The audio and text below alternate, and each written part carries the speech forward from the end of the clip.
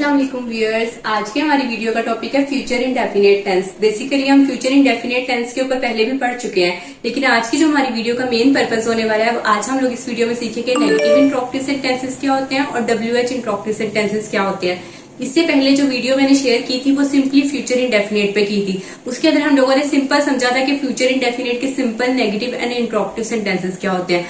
आज की वीडियो का हमारा मेन पर्पस है नेगेटिव इंट्रोक्टिव और WH इंट्रोक्टिव सेंटेंसेस को समझना। तो सबसे पहले हम लोग जान लेते हैं कि फ्यूचर इंडेफिनिट टेंस बेसिकली क्या होता है। फ्यूचर का मतलब होता है कि जो काम आपके आने वाले में कल की बात हो रही हो, यानी कि आपके मुस्तकबिल में जो काम होने वाला हो उसे हम लोग फ्यूचर कह देंगे। यानी कि अगर आप आज की बात करें तो आज आपका प्रेजेंट है, कल गुजरा हुआ दिन आपका पास था और कल जो आने वाला दिन होगा वो आपका फ्यूचर में कंसीडर होगा। तो जो फ्यूचर इंडेफिनिट को आपको समझने के लिए आपको इसकी उर्दू पहचान का पता होना चाहिए। फ्यूचर के जितने भी टेंसेस हम लोग आगे पढ़ेंगे या आज पढ़ रहे हैं, इसके अंदर हम लोग ये निशानी याद रखेंगे कि उर्दू सेंटेंसेस के एंड पे हमेशा गा, गी या गे दिखाई देगा आपको। यानी मैं कोई काम करूंगा या मैंने कोई काम किया होगा, इस तरह यानी कि आपको हर उर्दू के सेंटेंस के एंड पर होगा, इस तरह होगी या होंगे, इस तरह गे, गा या गी वाले वर्ड्स आपको दिखाई देंगे। इसके अलावा हम लोग इनके जो सिंपल सेंटेंसेस हैं हम लोग पहले वो पढ़ चुके हैं, अब हम उनको थोड़ा सा रिकॉल कर लेते हैं। डेफिनेट के सिंपल, नेगेटिव एंड इंट्रोक्टिव हम पहले पढ़ चुके हैं, उनको थोड़ा सा रिकॉल कर लेते हैं ताकि हमारे माइंड में रिकॉल हो जाए। तो टॉपिक है हमारा फ्यूचर इंडेफिनिट टेंस। सबसे पहले आ जाते हैं सिंपल, नेगेटिव एंड इंट्रोक्टिव सेंटेंस। जो सिंपल फॉर्मूला होता है उसमें हमारे पास सब्जेक्ट आ जाता है, फिर विल एंड शेल आता है, फिर फर्स्ट फॉर्म ऑफ वर्ब, फिर हमारा ऑब्जेक्ट आता है। विल एंड शेल का मैंने आपको बताया था कि जो शेल होता है वो हमारा यूज होता है आई एंड वी के साथ। आई और वी के अलावा बाकी जितने भी हमारे प्रोनाउंस होंगे उसमें he, she, it, you and they, या इसके अलावा सिंगुलर नाउन या प्लूरल नाउन जितने भी होंगे उन सबके साथ हम लोग विल लगाएंगे। ये बात आपने फ्यूचर के टेंसेस में हमेशा याद रखनी है। जहां पे भी आपके पास आई या वी आएगा आपने हमेशा शेल लगाना है, और आई वी के अलावा जितने भी आपके प्रोनाउंस हैं जिसने ही, शी, इट, यू, दे, इन सब के साथ आपने विल का इस्तेमाल करना है। इसके अलावा जो नेम्स आ जाते हैं इनमें सिंगुलर नाउन भी आ सकते हैं, प्लूरल नाउन भी, उन सबके साथ आपने विल का इस्तेमाल करना है। सिर्फ आई और वी ही ऐसे वर्ड है जिनके साथ आपने शेल लगाना है। तो सिंपल टेंस हमारा ये हो गया। सिंपली आप सब्जेक्ट लगाएंगे, विल शेल आपके हेल्पिंग वर्ब्स हैं, शेल आप लगाएंगे आई वी के साथ, विल आप लगाएंगे ही, शी, इट, यू, दे के साथ, फर्स्ट फॉर्म ऑफ वर्ब लग जाएगी क्योंकि हम लोग इंडेफिनिट पढ़ रहे हैं तो इसका मतलब है simply first form of verb का आपने इस्तेमाल करना। लास्ट पे हमारा आ जाएगा ऑब्जेक्ट। तो सिंपली चलते हैं नेगेटिव की बात करें। नेगेटिव का फॉर्मूला आ जाएगा subject, will, shall, not, first form of verb plus object. Will shall हमारे हेल्पिंग वर्ब्स हैं, ये आपको अब याद हो जाना चाहिए कि जो शेल है वो यूज होगा आई वी के साथ और जो विल होगा वो यूज होगा he, she, it, you and they के साथ। सिंपली उसके बाद नॉट लगा देंगे। नॉट इसलिए लगाएंगे क्योंकि हम लोग नेगेटिव टेंस कर रहे हैं। फिर same first form of verb as it is and object भी एज इट इज। अब हम चलते हैं इंट्रोक्टिव की तरफ। जब हम इंट्रोक्टिव सेंटेंसेस करते हैं तो हमें ये बात अच्छे तरीके से पता है कि जो हमारे जो हेल्पिंग वर्ब्स होते हैं, हेल्पिंग वर्ब आपका कोई भी हो सकता है आपके टेंस के अकॉर्डिंग, वो हमेशा स्टार्ट में आ जाएगा। तो सिंपली जो विल और शेल थे हमने बिल्कुल स्टार्ट में लिख देने हैं, फिर हमारा सब्जेक्ट आएगा, फिर हमारी फर्स्ट फॉर्म ऑफ वर्ब, फिर देन ऑब्जेक्ट एंड लास्ट पे हमारा क्वेश्चन मार्क। तो ये हमारा इंट्रोक्टिव सेंटेंस था जिसमें हमने अपना विल शेल जो था वो स्टार्ट में ले आए, फिर सब्जेक्ट आ गया, फिर फॉर्म ऑफ वर्ब आई, फिर लास्ट पे हमारा ऑब्जेक्ट आया। तो बेसिकली जो सिंपल, नेगेटिव और इंट्रोक्टिव ये तीनों टेंसेस हम पहले डिटेल में डिस्कस कर चुके हैं। आज की जो हमारी वीडियो का मेन पर्पस है वो है नेगेटिव इंट्रोक्टिव को समझना एंड WH इंट्रोक्टिव सेंटेंसेस को समझना। सबसे पहले हम लोग डिस्कस करते हैं नेगेटिव इंट्रोक्टिव सेंटेंसेस क्या होते हैं। जो नेगेटिव इंट्रोक्टिव सेंटेंसेस होते हैं हम ऐसे सेंटेंसेस को बोलते हैं जिसमें आपका नेगेटिव पोर्शन भी आ जाता है और इंट्रोक्टिव पोर्शन भी आ जाता है। इंट्रोक्टिव में आपको ये बात पता है कि इंट्रोक्टिव हम तब यूज करते हैं जब आपने किसी से कोई क्वेश्चन पूछना हो, क्वेश्चन आस्क करने के लिए इंट्रोक्टिव का इस्तेमाल किया जाता है। और जो नेगेटिव होता है, नेगेटिव का मतलब होता है उसमें नेगेशन आ जाए या नहीं वाला वर्ड आ जाए तो हम लोग नेगेटिव का इस्तेमाल करते हैं। तो अगर बात की जाए नेगेटिव इंट्रोक्टिव कंबाइंड सेंटेंस की, जब ये नेगेटिव और इंट्रोक्टिव कंबाइंड सेंटेंस आ जाता है इसका मतलब है कि इसके अंदर आपका इंट्रोक्टिव पोर्शन भी आएगा और नेगेटिव पोर्शन भी आएगा।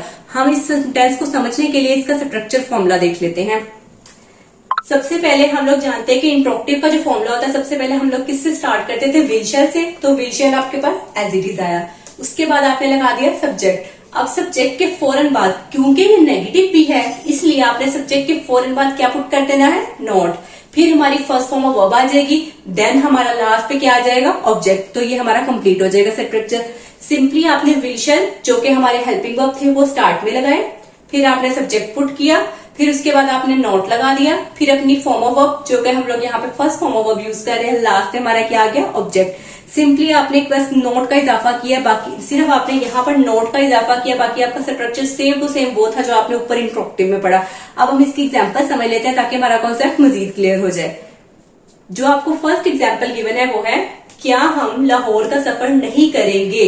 अगर आप इस सेंटेंस के अंदर देखें तो सबसे पहले आपको क्या देखने को मिल रहा है, क्या इंडिकेट कर रहा है कि ये इंट्रोक्टिव सेंटेंस है। उसके बाद क्या हम लाहौर का सफर नहीं किसको इंडिकेट कर रहा है कि ये नेगेटिव सेंटेंस भी है, नहीं करेंगे। और अगर आप लास्ट पे देखें तो क्या आ रहा है, वर्ड गे। मैंने आपको स्टार्ट में बताया कि ऐसे अल्फाज, ऐसे जुमले जिनके एंड पे गा, गी या गे आ जाए वो हमेशा फ्यूचर को इंडिकेट करेंगे। ठीक है, सबसे पहले क्या आ गया, दरमियान में नहीं आ गया और लास्ट पे क्या आ गया, गे। इसका मतलब है कि ये हमारा इंट्रोक्टिव भी है और नेगेटिव सेंटेंस भी है। किसमें हमारा क्या भी आ गया, नहीं भी आ गया और लास्ट पे क्या है, गे। गे का मतलब है सिंपली हमारा जुमला है फ्यूचर इंडेफिनेट का। ठीक है, तो अब क्योंकि क्या भी आ रहा है, नहीं भी आ रहा है, इसका मतलब है कि ये हमारा नेगेटिव इंट्रोक्टिव सेंटेंस है। अब हमने इसकी इंग्लिश बनानी है, तो हमें इंग्लिश बनाने के लिए इसका सेंटेंस को, फॉर्मूले को कंप्लीट करने के लिए हमें इसका स्ट्रक्चर याद होना चाहिए। तो स्ट्रक्चर में हमें पता है सबसे पहले हम लोग लगाते हैं अपना हेल्पिंग वर्ब जो कि क्या है, विल एंड शेल।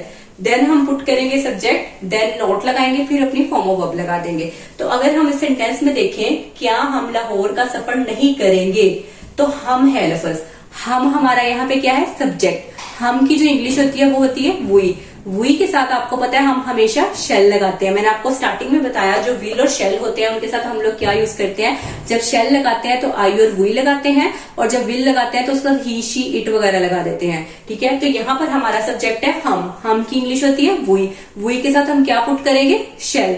इसलिए हम लोग अपने सेंटेंस का आगाज शेल से करेंगे। तो सबसे पहले हम लोग राइट कर देंगे शेल के बाद हम की इंग्लिश क्या है, वी हमारा एज अ सब्जेक्ट डील हो गया। उसके बाद फॉर्मूले के मुताबिक सब्जेक्ट के फौरन बाद हमने क्या लगा देना, नोट इंग्लिश आ गई नहीं की।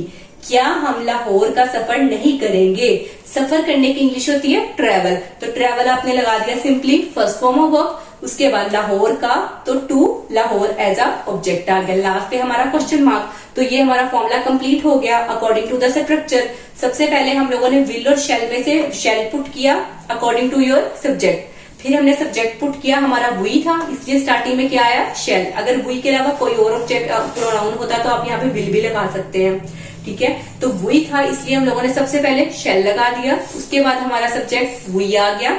उसके बाद हम लोगों ने फॉर्मूले के मुताबिक क्या लगा दिया, नोट। फर्स्ट फॉर्म ऑफ इस फॉर्मूले के मुताबिक क्या थी, ट्रेवल, को हमने एज इट इज लिख दिया। उसके बाद लाहौर का, तो टू लाहौर आपने एज अ ऑब्जेक्ट में राइट कर दिया। लास्ट पे हमारा क्वेश्चन मार्क, क्या हम लाहौर का सफर नहीं करेंगे, shall we not travel to Lahore. तो ये हमारा कौन सा सेंटेंस बन गया, नेगेटिव इंट्रोक्टिव। इसमें आपको इंट्रोक्टिव सेंटेंस भी देखने को मिल रहा है और नेगेटिव भी। शेल जो है हमारा इंडिकेट कर रहा है कि ये इंट्रोक्टिव है और नॉट इंडिकेट कर रहा है कि ये नेगेटिव है। तो जब ये दोनों सेंटेंस आपको एक ही सेंटेंस में कंबाइंड फॉर्म में देखने को मिले तो वो हमारा नेगेटिव इंट्रोक्टिव सेंटेंस बन जाएगा। क्या हम लाहौर का सफर नहीं करेंगे, shall we not travel to Lahore. ये सिंपली फर्स्ट एग्जाम्पल थी। एग्जाम्पल आपको गिवन है, क्या तुम कल मेरी मदद नहीं करोगे। अगर आप इस सेंटेंस के शुरू में देखें तो आपको गिवन है क्या, इसके दरमियान में गिवन है नहीं, और लास्ट पे क्या है, करोगे। यानी कि गे इंडिकेट कर रहा है कि ये हमारा फ्यूचर इंडेफिनेट सेंटेंस है। शुरू में क्या आ गया, इसका मतलब है कि इंट्रोक्टिव है, दरमियान में नहीं आ गया, इसका मतलब है कि नेगेटिव भी है। तो अब हम इसके स्ट्रक्चर के मुताबिक इंग्लिश बनाते हैं। क्या तुम कल मेरी मदद नहीं करोगे, इसके अंदर अगर आप देखें तो तुम हमारा यहाँ पे क्या है, एज अ सब्जेक्ट डील हो रहा है। तुम की इंग्लिश हमारे पास होती है यू, तो यू के मुताबिक हमने अपना हेल्पिंग वर्ब चूज करना है। अब अगर आपको याद हो तो शेल के साथ हम क्या यूज करते हैं, आई एंड वी, और विल के साथ क्या यूज करते हैं, he, she, it, you and they. तो हमारा यहाँ पे सब्जेक्ट क्या है, तुम की इंग्लिश होती है यू, तो यू के साथ हम लोग क्या यूज करेंगे, विल। तो इसलिए क्योंकि हमारा स्ट्रक्चर ये कहता है कि सबसे पहले आपने विल शेल लगाना है, फिर सब्जेक्ट लगाना है, फिर नॉट लगाना है, फिर फर्स्ट फॉर्म, फिर ऑब्जेक्ट। तो इस स्ट्रक्चर के मुताबिक हम अपना सेंटेंस को सॉल्व करेंगे। क्या तुम कल मेरी मदद नहीं करोगे, तो सबसे पहले हम लोग सब्जेक्ट देख लेते हैं। सब्जेक्ट हमारा है तुम की इंग्लिश होती है यू के साथ क्या लगेगा हमारा, विल। तो विल से हम सेंटेंस स्टार्ट करेंगे। सबसे पहले हमारे पास आ जाएगा विल, फिर हमारा सब्जेक्ट आ जाएगा यू, फिर फॉर्मूले के मुताबिक आ जाएगा नॉट।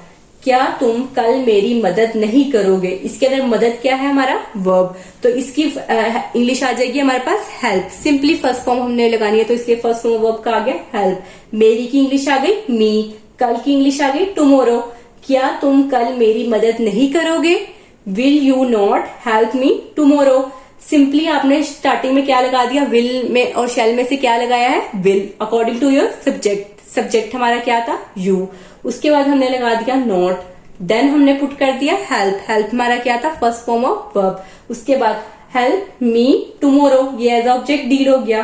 क्या तुम कल मेरी मदद नहीं करोगे? Will you not help me tomorrow. I hope आपका कॉन्सेप्ट क्लियर हो रहा होगा। सिंपली हम लोगों ने विल शेल का इस्तेमाल किया, देन हमने सब्जेक्ट पुट किया, देन हमने नोट लगाया, फर्स्ट फॉर्म ऑफ वर्ब लगाई, एंड लास्ट पे हमारा ऑब्जेक्ट आ गया एंड क्वेश्चन मार्क। अब इसके अंदर हमें विल देखने को मिल रहा है। विल हमने इसलिए अप्लाई किया क्योंकि हमारा यहाँ पे जो प्रोनाउन था या हमारा जो सब्जेक्ट था वो क्या है, यू है, तो यू के साथ हम विल लगाते हैं। उसके बाद हम लोगों ने नोट लगा दिया। नोट इसलिए लगाया क्योंकि ये नेगेटिव सेंटेंस भी था, तो ऐसा सेंटेंस जिसके अंदर आपको नेगेटिव भी देखने को मिले, इंट्रोक्टिव भी देखने को मिले, तो वो हमारा नेगेटिव इंट्रोक्टिव सेंटेंस होता है।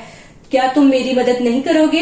Will you not help me tomorrow. तो ये हमारी सेकंड एग्जांपल थी। I hope you will. बात कर लेते हैं WH इंट्रोक्टिव सेंटेंस क्या होते हैं। जो WH इंट्रोक्टिव सेंटेंस होते हैं, हम ऐसे सेंटेंसेस को बोलते हैं जिसके अंदर हमारे पास WH वाला वर्ड आ जाता है। अब WH वाला वर्ड कहाँ से इंट्रोड्यूस हो गया? WH से मुराद ऐसे वो तमाम अल्फाज हैं जो कि WH वाली साउंड से शुरू होंगे। इसके अंदर आपका वट भी आ सकता है, वेयर भी, वेन भी, हाउ भी, वाई भी, इस तरह के जितने भी अल्फाज हैं जो आप किसी से क्वेश्चन पूछने के लिए इस्तेमाल करते हैं, यानी कि कब, कैसे, क्या, वाई, इस तरह के जितने भी लफ्ज है वो हमारे WH वाले वर्ड है। इसमें आपका वट आ जाएगा, वेयर, वेन, वट, हाउ, ये 5 वर्ड्स आपके इसमें WH में आ जाएंगे। तो हम लोगों ने पढ़ना है WH इंट्रोक्टिव सेंटेंस। तो जो हमारा WH इंट्रोक्टिव सेंटेंस होता है, इसको समझने के लिए हम इसका स्ट्रक्चरल फॉर्मूला देख लेते हैं। अगर बात करें फॉर्मूले की, तो सबसे पहले हमारे पास WH वाला वर्ड आ जाएगा, यानी इस वर्ड के अंदर आपके पास कोई भी एग्जांपल आ सकती है, वट भी, वाई भी, वेयर भी, वेन भी, हाउ भी, कुछ भी आ सकता है according to your given sentence. Then हम लोग यूज कर लेंगे will and shall. Will and shall ही हम क्यों यूज कर रहे हैं? क्योंकि हमें पता है कि हम लोग फ्यूचर इंडेफिनिट कर रहे हैं, तो जो भी हमारे पास हेल्पिंग वर्ब होता है, जब भी आप इंट्रोक्टिव करते हैं तो इंट्रोक्टिव के अंदर हमेशा अपना हेल्पिंग वर्ब स्टार्ट में ले आते हैं। तो WH तो यहाँ पर एडिशनल है क्योंकि आप लोग सेंटेंस ही वही वाला कर रहे हैं, WH वाला। तो ये तो बात तो ऑलवेज है कि आपने जो हमारे पास WH वाला वर्ड है वो स्टार्ट में लगा देंगे। फिर आप लोग क्या यूज करेंगे, अपना हेल्पिंग वर्ब। हेल्पिंग वर्ब आपका यहाँ पे क्या है, विल एंड शेल।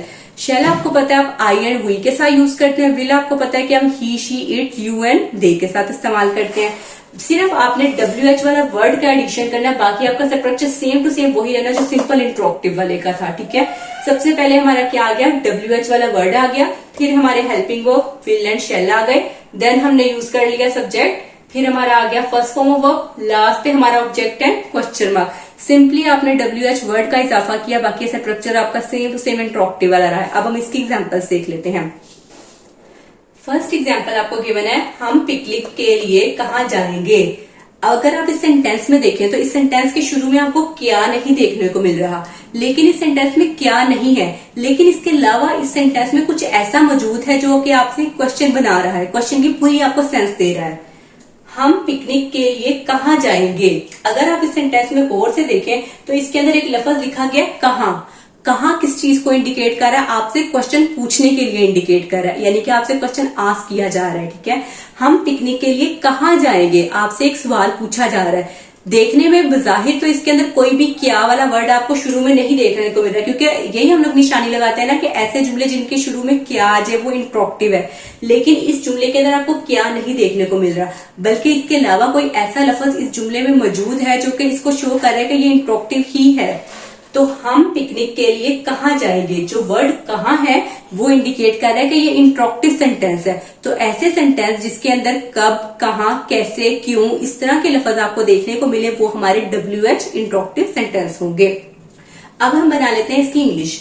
हम पिकनिक के लिए कहाँ जाएंगे। अब सबसे पहले हम लोगों ने कहाँ की ही इंग्लिश लिखनी है, क्योंकि हमें पता है कि स्ट्रक्चर के मुताबिक हमने पहले WH वाला वर्ड ही लिखना है। कहाँ की इंग्लिश होती है हमारे पास वेयर, तो सेंटेंस हम अपना शुरू कर लेंगे वेयर से। सबसे पहले हम लिखते हैं वेयर, उसके बाद हमें पता है कि हमने अपना हेल्पिंग वर्ब लगाना है। अब हेल्पिंग वर्ब हमारा तब चूज होगा जब आपको आपका सब्जेक्ट पता होगा। अब सब्जेक्ट देख लेते क्या है, हम से हमारा सेंटेंस स्टार्ट हो रहा है। हम की इंग्लिश हमारे पास हो जाती है वी। आपको पता है कि आई और वी के साथ हम लोग क्या यूज करते हैं, शेल यूज करते हैं। तो क्योंकि हमारा सब्जेक्ट यहाँ पर वी है तो इसलिए हम लोगों ने जो हेल्पिंग वर्ब यूज करना है वो यूज करना है शेल का। तो सबसे पहले आपने पुट कर दिया वेयर, वेयर किसकी इंग्लिश आ गई, कहाँ की। उसके बाद हमने अपना हेल्पिंग वर्ब लगाना है, हेल्पिंग वर्ब हमने लगाया शेल। शेल इसलिए लगाया क्योंकि हमारा सब्जेक्ट यहाँ पे क्या था, हम की इंग्लिश क्या आ गई, वी। हम पिकनिक के लिए कहाँ जाएंगे, वेयर शैल वी। उसके बाद हमारा क्या आ जाएगा, सब्जेक्ट तक हमने लिख लिया, आगे first form of verb and last है हमारा ऑब्जेक्ट। हम पिकनिक के लिए कहाँ जाएंगे, जाने की इंग्लिश क्या होती है, गो। पिकनिक के लिए, फॉर द पिकनिक।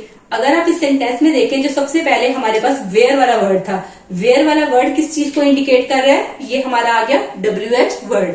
उसके बाद विल शैल में से हम लोगों ने चूज कर लिए शेल। शेल क्यों चूज किया, क्योंकि हमारे पास जो आगे सब्जेक्ट था, सब्जेक्ट क्या था, वी। उसके बाद सिंपली हमने फर्स्ट फॉर्म ऑफ वर्ब लगा दी, जाने की English go. For the picnic हमारा क्या आ गया, एज अ ऑब्जेक्टिव हो गया। तो सिंपली हमारे पास सेंटेंस बन गया, हम पिकनिक के लिए कहाँ जाएंगे, where shall we go for the picnic. Simply इस सेंटेंस में आपने अपना WH वर्ड अप्लाई किया, देन आपने अपना हेल्पिंग वर्ब लगाया, फिर आपने सब्जेक्ट लगाया एंड बाद में आपका simply first form of verb आ गई। हम पिकनिक के लिए कहाँ जाएंगे, where shall we go for the picnic. तो ये हमारी फर्स्ट एग्जाम्पल थी।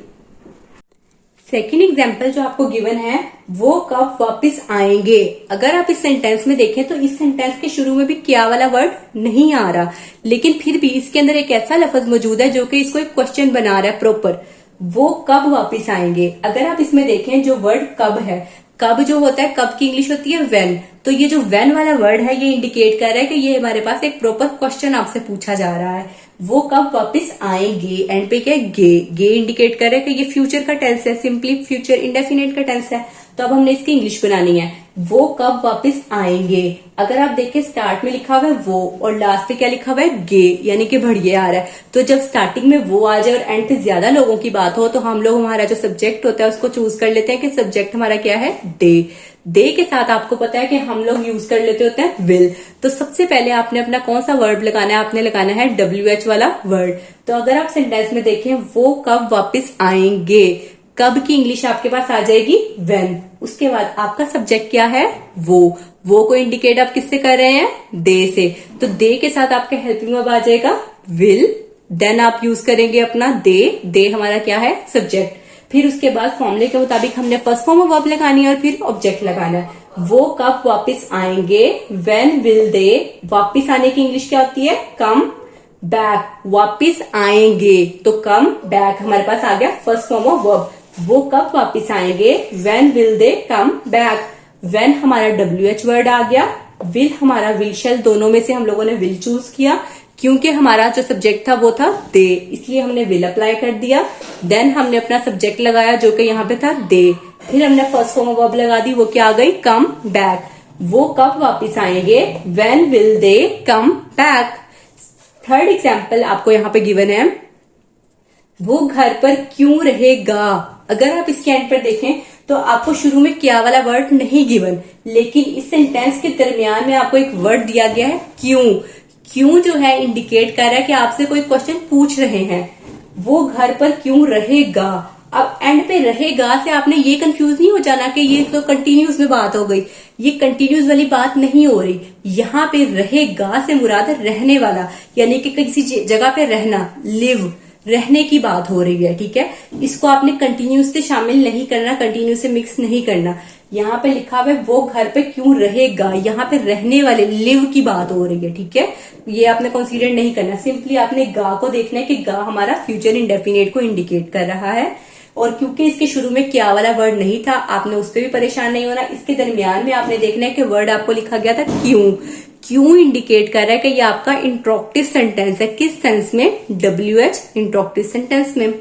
वो घर पर क्यों रहेगा, अगर आप देखें तो स्टार्ट में गिवन है वो, लास्ट पे क्या गिवन है, गा। इसका मतलब हमारा सब्जेक्ट क्या हुआ, ही के मुताबिक अपना अपना हेल्पिंग वर्ब चूज करें। तो ही के साथ हम लोग यूज कर लेते होते हैं विल। तो सबसे पहले आप क्या लगाएंगे, सबसे पहले आप लगाएंगे WH वाला वर्ड। वो घर पर क्यों रहेगा, क्यों की इंग्लिश हो जाती है वाई। तो सबसे पहले आप पुट कर लेंगे वाई, उसके बाद अपना हेल्पिंग वर्ब लगाएंगे, वो क्या लगाएंगे, विल। विल के फौरन बाद हमारा आ जाएगा सब्जेक्ट। सब्जेक्ट हमारा यहाँ पर था ही। उसके बाद वो घर पर क्यों रहेगा, ये रहेगा रहने वाली इंग्लिश है, ठीक है। तो रहने की इंग्लिश होती है स्टे एट होम, घर पर एट होम। रहे की इंग्लिश क्या आ गई, स्टे। वो घर पर क्यों रहेगा, why will he stay at home. सबसे पहले आपने वाई लगाया, वाई हमारा क्या था, WH वर्ड। उसके बाद आपने अपना विल लगाया, विल हमारा क्या था, हेल्पिंग वर्ब। फिर आपने सब्जेक्ट पुट किया, स्टे आपका आ गया first form of verb, at home आपका आ गया ऑब्जेक्ट। वो घर पर क्यों रहेगा, why will he stay at home. तो अगर आप इन सेंटेंसेस की बात करें जिसमें हम लोगों ने WH इंट्रोक्टिव सेंटेंसेस को देखा, तो सबसे पहले हमारे पास कौन से वर्ड आ रहे हैं, WH वर्ड। फर्स्ट एग्जाम्पल में आपको गिवन था वेयर, सेकंड में गिवन था व्हेन एंड देन वाई। फिर उसके बाद हमारे विल शैल आ गए। विल शैल हमने किसके मुताबिक लगाने हैं, अपने सब्जेक्ट के मुताबिक लगाने हैं। जो फर्स्ट एग्जाम्पल थी उसमें वी सब्जेक्ट था तो इसलिए शैल यूज हो गया। यहाँ पर दे सब्जेक्ट था तो विल यूज हो गया। यहाँ पर ही सब्जेक्ट था तो विल यूज हो गया। तो ये हमारा WH इंट्रोक्टिव सेंटेंस का टॉपिक था। I hope you will understand well.